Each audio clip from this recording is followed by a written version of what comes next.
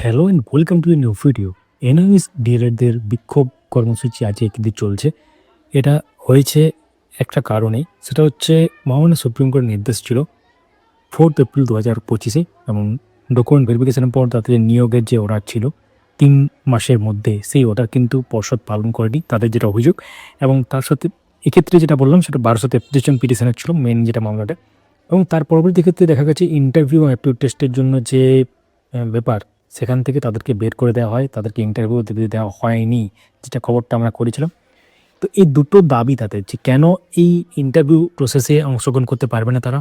আর একটা হচ্ছে এই আগের যে মানে সুপ্রিম কোর্টের নির্দেশ 1233 জন পিটিশনার বা আদার্স যারা আছেন, এই তাদের যে নিয়োগ, এই মেধার ভিত্তিতে নিয়োগ বলতে পারেন, তাদের যে নিয়োগ সেটা কেন এখনও সম্পন্ন হয়নি। তো এই মূলত এই দুটি দাবি। এবং তারা যেটা বলছেন, মাননীয় পর্ষদ সভাপতি গৌতম পালের পদত্যাগ চাইছেন এবং তার সাথে তারা বিকাশ ভবনের সামনে বিক্ষোভ কর্মসূচি করছেন। এবং তারা মাননীয় শিক্ষামন্ত্রী ব্রাত্য বসুর সাথে দেখা করতে চান, কিন্তু তিনি ব্যস্ত থাকায় এক্ষেত্রে এডুকেশন ডিপার্টমেন্টের বা শিক্ষা দপ্তরের এডিশনাল সেক্রেটারি তার সঙ্গে দেখা করেন এবং কিছু প্রার্থী আর কি এনআইওসে। তো সেখান থেকে যেটা বলা হয়, বিকাশ ভবনের ভেতরের যে ব্যাপার, সেখান থেকে যেটা বলা হয় যে মানে প্রথমে তারা বলেন, আর ক্যান্ডিডেটরা বলেন যে এরকম আমাদেরকে ইন্টারভিউ দিতে দেওয়া হয়নি, সেখান থেকে বের করে দেওয়া হয়। তখন তিনি ব্যাপারটাতে নিন্দা করেন এবং বলেন যে এটা ঠিক করা হয়নি বা এটা কিন্তু মোটেই উচিত হয়নি। তো তারপর ক্যান্ডিডেটরা বলেন যে এই ব্যাপারটাকে নির্দিষ্ট দপ্তরে বা নির্দিষ্ট জায়গাতে ফোন করতে বলে, দুটো জায়গাতে। এবং সেটা কিন্তু তারা মেনশন করেননি, মানে প্রকাশ্যে মেনশন করেননি, কিন্তু ওখানে ভেতরে বলা হয় দুটো জায়গাতে ফোন করতে।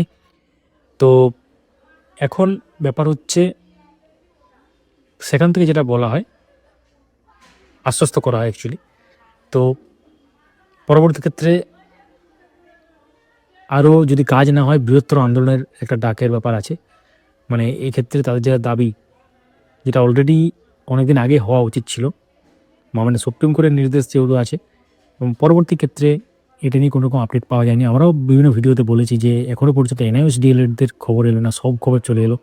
তো এটাই ব্যাপার।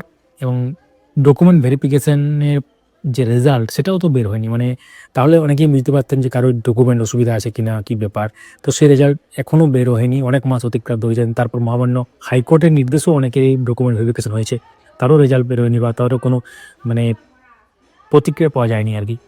তো এখন ব্যাপার হচ্ছে, এই যে ম্যাটারটা, এটা খুবই একটা মানে জটিল ব্যাপার হয়ে গেছে এখন। কারণ এরপরে রিক্রুটমেন্ট প্রসেস শুরু হয়ে গেছে, মানে 1233 বা আদার্স যে ব্যাপারটা আছে, তাদের যে এনআইএস ডিএলএড, সেই ব্যাপারটা তো ক্লিয়ার হয়নি। পরবর্তী ক্ষেত্রে নতুন রিক্রুটমেন্ট প্রসেস শুরু হয়ে গেছে এবং সেখানেও এনআইএস ডিএলএডদের মানে বসতে দেওয়া হয়নি ইন্টারভিউ অ্যাপটিটিউড টেস্টে, বা তাদেরকে অ্যালাউ করা হয়নি।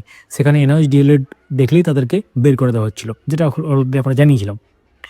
তো এখন পরবর্তী যে আপডেট আসবে, বা আজকের আরও লেটেস্ট কি আপডেট এলো কলকাতা থেকে বা বিকাশ ভবন থেকে, আমরা শেয়ার করবো আমাদের ইউটিউব চ্যানেল এবং ফেসবুক পেজে। অবশ্যই আমাদের ইউটিউব চ্যানেলটিকে সাবস্ক্রাইব করে রাখুন, ফেসবুক পেজটিকে ফলো করে রাখুন।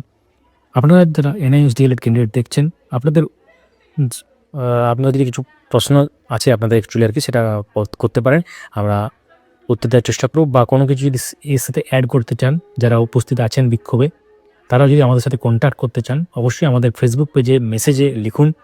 ধন্যবাদ। ভিডিওটি লাইক করুন, সবার সাথে শেয়ার করুন।